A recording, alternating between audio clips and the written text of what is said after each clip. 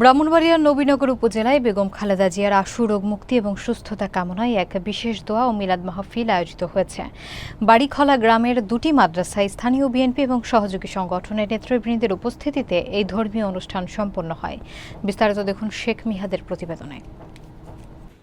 ব্রাহ্মণবাড়িয়া জেলার নবীনগর উপজেলার লাউয়েট ফতেপুর ইউনিয়নের বাড়িখলা গ্রামে বেগম খালেদা জিয়ার রোগমুক্তি এবং দ্রুত সুস্থতা কামনায় একটি দোয়া ও মিলাদ মাহফিলের আয়োজন করা হয়েছিল। গত ৪ ডিসেম্বর সন্ধ্যায় বাড়িখলা গ্রামের বহুমুখী হাফিজিয়া মাদ্রাসা এবং মদিনাতুল উলুম মাদ্রাসায় এই মাহফিল অনুষ্ঠিত হয়। আরাফাত রহমান কোকো ক্রীড়া পরিষদের কেন্দ্রীয় কমিটির সহসভাপতি এবং নবীনগর উপজেলা বিএনপির সহযুগ্ম সাধারণ সম্পাদক আবুল কালাম আজাদ তার ব্যক্তিগত অর্থায়নে এই অনুষ্ঠানের আয়োজন করেছিলেন। দোয়া ও মিলাদ মাহফিলে নবীনগর উপজেলা কৃষক দলের যুগ্ম আহ্বায়ক মোহাম্মদ আবু তালেব, ব্রাহ্মণবাড়িয়া জেলা আরাফাত রহমান কোকো ক্রীড়া পরিষদের যুগ্ম আহ্বায়ক মোহাম্মদ সাদেক হোসেন, লাউয়েট ফতেপুর ইউনিয়ন বিএনপির যুগ্ম সাধারণ সম্পাদক জাহাঙ্গীর আলম, লাউয়েট ফতেপুর ইউনিয়নের ৯ নম্বর ওয়ার্ড বিএনপির সভাপতি ফয়েজ আহমেদ, সহসভাপতি কামাল উদ্দিন এবং সাধারণ সম্পাদক ও সাবেক ইউপি সদস্য কাদির মেম্বার সহ আরও অনেকেই উপস্থিত ছিলেন।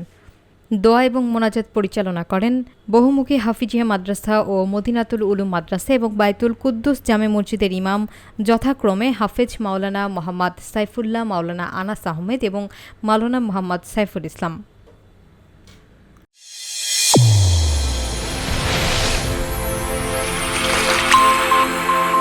চ্যানেল A1 হৃদয়ের স্পন্দন।